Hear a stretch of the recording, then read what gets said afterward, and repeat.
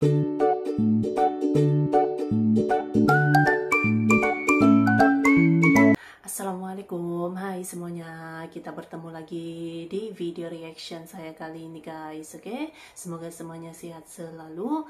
Nah, kali ini saya mau tengok video tentang ini ya. Timnas Indonesia berhasil hapus stigma inferior sepak bola Asia Tenggara.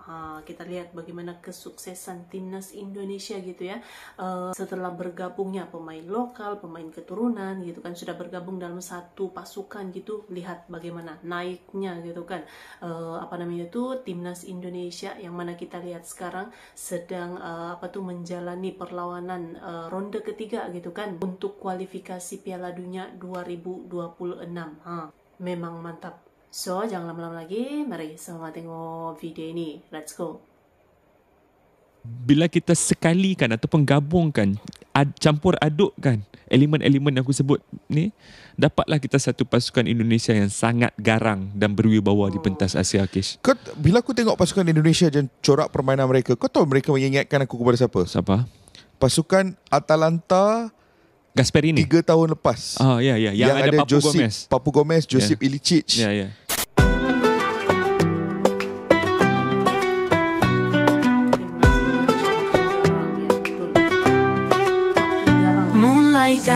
Jika kita melihat gambaran persepakbolaan dunia, negara-negara di Asia Tenggara merupakan negara-negara yang sepak terjangnya bisa dibilang kurang memuaskan.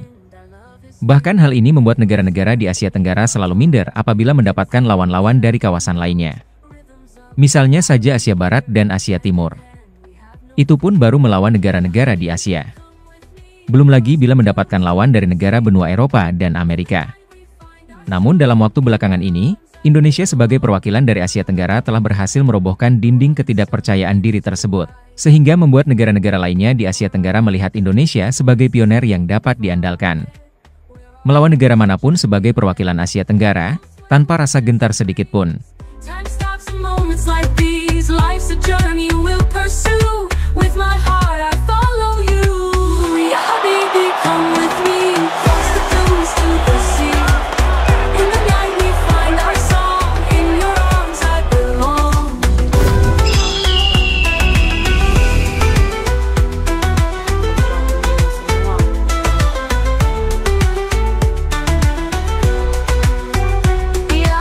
Dekat Asia Tenggara ni, bagi aku ada satu wabak yang akan sentiasa membelenggu bola sepak. Wabak inferiority complex.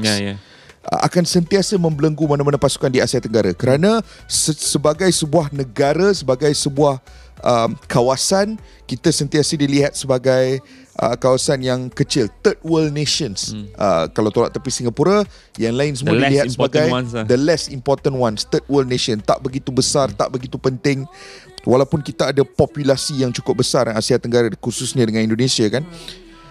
Tetapi inferiority complex, di mana kita sentiasa rasa kita lebih kecil, kita lebih kita tidak cukup bagus, kita tidak sebesar negara-negara lain. Itu akan sentiasa bermain di fikiran, dan benda ni trickle down kepada so many different aspects of life, dari segi budaya, bahasa, sukan, bola sepak, right? Dan itu akan memberi impact kepada cara kita bermain, terutamanya di pentas tertinggi. Tapi kalau aku tengok Piala Asia tempoh hari dan aku tengok kejohanan bawah 23 sekarang ni, there is a sense of fearlessness. Tak ada rasa takut daripada Indonesia bila hang tengok cara dia bermain. Mainlah lawan Australia ke, mainlah lawan Jordan ke, di Piala Asia itu mainlah lawan Jepun ke, Iraq ke, dia still main tanpa sebarang rasa takut ataupun gusar. Dan bagi aku, the ability to overcome inferiority complex itu adalah mungkin kontribusi terbesar Shin Tae-yong kepada budak-budak ni. Ya, baru aku nak sebut tadi tu. Tidak sah untuk kita berbicara tentang pasukan Indonesia versi kali ini kalau kita tidak berbicara tentang Shin Tae-yong. Dalam ketika Indonesia sedang meniti sebuah perjalanan yang luar biasa, dia kata ni, Erick Thohir sebagai ketua umum PSSI sudah pun melakukan rundingan dengan Shin Tae-yong yang menyaksikan beliau akan kekal sebagai ketua jurulatih pasukan timnas Indonesia sehingga tahun 2027. Dan sekiranya itu terjadi, beliau akan menjadi pelatih timnas terlama yang memegang jawatan tersebut. Cuba hang tengok Indonesia dikala Shin Tae-yong mula-mula mengambil daripada Scott McManamy kalau tak silap aku sebelum tu. Anda masih ingat dengan nama tersebut? Dan bandingkan dengan Indonesia sekarang, jauh. Semalam aku dah tengok satu diskusi di cable television Indonesia lah. Dia punya moderator tu Hotman Paris, seorang host dan seorang lawyer terkenal di Indonesia. Ada beberapa panel. Entah apa yang mereka cakapkan, mereka bincangkan. Ada yang pro dengan keputusan tersebut, ada yang kontra dengan keputusan tersebut lah. Yang pro dengan keputusan memperpanjang kontrak Shin Tae-yong ni cakap, oh, this is the perfect situation for us kan.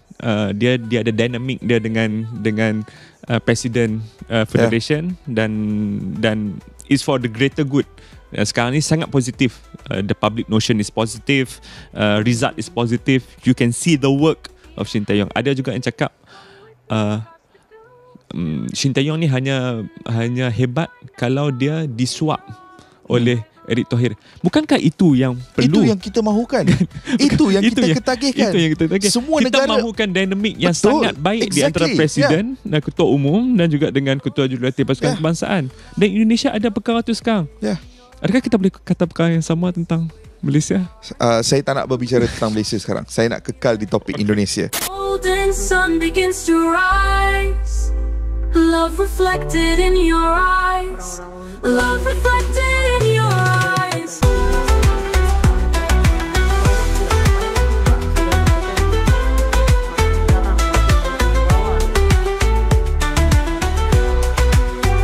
Ya Habibi, come with me. Dan sekarang ini masa dia adalah masa untuk Indonesia. Ada campuran beberapa jenis pemain daripada Liga 1, iaitu pemain-pemain seperti Enando Ari, pemain-pemain seperti Rizky Ridho, pemain-pemain seperti Witan Sulaiman juga yang daripada Liga 1, pemain-pemain Ramadan Sananta, pemain-pemain yang berpangkalan di Eropah. Kita ada Nathan Chuao, kalau aku tak sebut salah nama dia. Rafa Struik, ada Eva Jenner, ada Marcelino Ferdinand. What a player. Marcelino Ferdinand.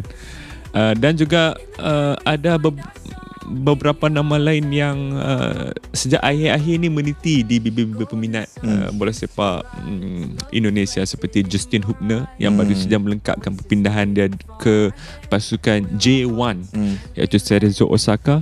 Jadi blend ni adalah blend pemain-pemain Shin Tae-yong. Kalau kita tengok, kalau pemain-pemain ni ada label dia kita tengok kat label tu, player Shin Tae-yong, sebab dia orang dah tahu cara permainan, dia dah tahu apa yang dituntut oleh Shin Tae-yong, dan dah tahu apa yang dituntut oleh rakan sepasukan mereka sendiri.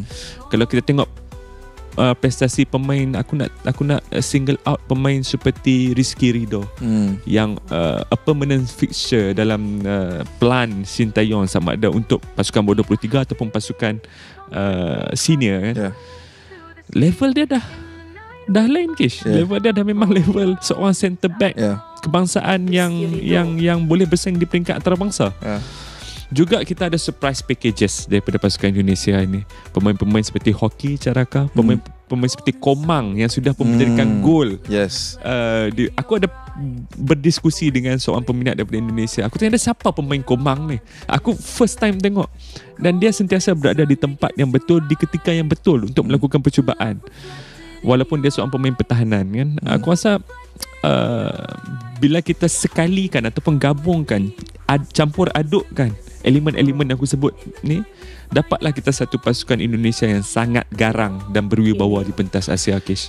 Bila aku tengok pasukan Indonesia dan corak permainan mereka, kau tahu mereka mengingatkan aku kepada siapa? Pasukan Atalanta Gasperini 3 tahun lepas. Yang ada Papu Gomez, Josip Ilicic.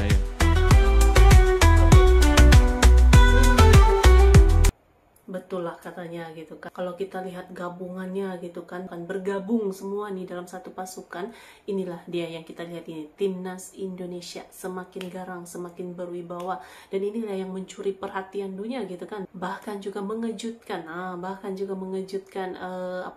dunia sepak bola nih dengan prestasi Indonesia, perkembangan yang luar biasa, perkembangan yang pesat gitu ya.